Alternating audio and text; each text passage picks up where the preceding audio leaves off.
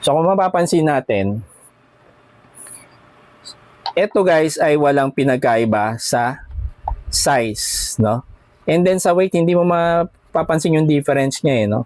Para sa akin, parang halos magkasing weight lang sila, no?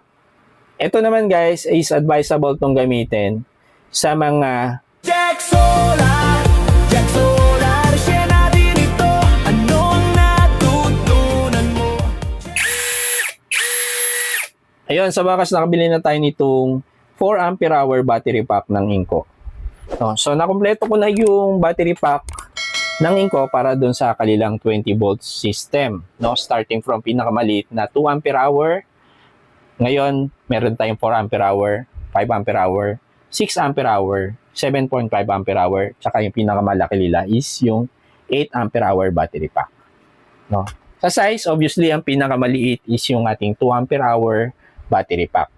So, ang application nito is para dun sa mga low power consumption devices kagaya ng flashlight, and pwede rin ito sa soldering iron, and meron din ng Inco na glue gun, no? Na cordless glue gun, pwede rin to guys, no? Sa mga low power consumption devices. Ngayon, kung gagamitin mo siya sa flashlight, so yung 2 ampere hour battery pack, enough na yan para makapag-supply ng power sa flashlight nyo ng magdamag. Ayan guys. So, ito naman, pumunta na tayo dito sa 4 ampere hour tsaka 5 ampere hour. So, kung mapapansin natin, ito guys ay walang pinagkaiba sa size, no?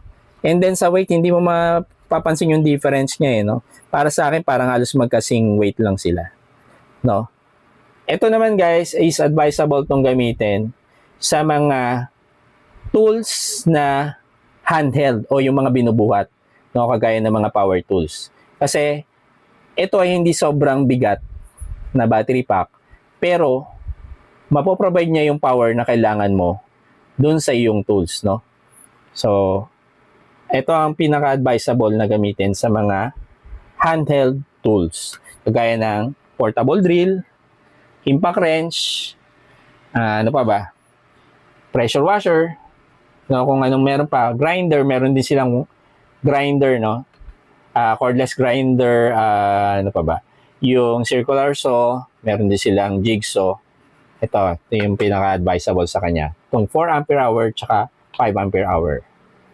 Then, itong 6 ampere hour, 7.5 ampere hour, mapansin nyo, wala din siyang pinagkaiba sa size niya, no? So, halos magkasing sukat sila.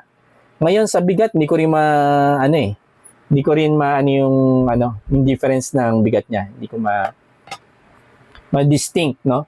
Para sa akin, magkasing bigat lang yung 6 ampere hour tsaka 7 ampere hour. Ngayon, eto guys, medyo mabigat na to. So, kung bubuhatin mo to, gagamitin mo to sa power tools ng buong 8 hours. Halimbawa, no, gagawin mong sa hanap buhay. Medyo mabigat siya, nakakangalay. No. And yung pinakamalaki nga is itong 8 ampere hour battery pack. So, sa dimension, so, mas matangkad yung 7.5 ampere hour, pero mas malapad yung 8 ampere hour. Sa weight, halos hindi ko rin ma-distinct yung difference, pero pareho sila mabigat guys, no? So, ayun. So, para dito sa tatlong battery pack na malalaki, sa itaas, 6.0, 7.5, tsaka 8.0 ampere hour. So, ang pinaka-advisable usage nito guys, or recommended usage nito, ito'y pwede natin gamitin sa mga high power demanding devices na hindi natin binubuhat, no? Ano yung mga hindi binubuhat? Kagaya ng cordless fan. So, dahil hindi siya binubuhat, pero nagde-demand siya ng high power and long duration of time, so magagamit nyo siya dyan.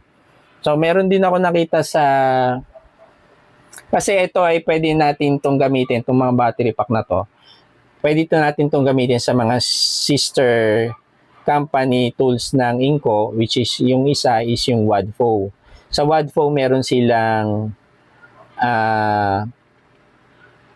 vacuum cleaner na medyo high capacity na. So, hindi binubuhat yung vacuum cleaner na yon. So, pwede nyo siyang gamitin doon din, no? Basta hindi mga binubuhat na tools, guys, na cordless, pwede to, no? Para hindi nakakangalay. Itong sa akin, ito meron akong vacuum na handheld lang. So, ang ginagamit ko dito is yung 5.0 ampere hour lang, at saka itong 4.0. No, gagamitin ko na siya dito rin, no? Kasi hindi siya nakakangalay hawakan, no? Pag ito lang ang battery pack ko. Ayun guys, no, sana nagkaroon kayo ng idea, no? Kung nalilito kayo kasi marami siyang variant, di ba? Kung nalilito kayo kung anong bibilin nyo na size para dun sa inyong application. Jack Solar, Jack Solar.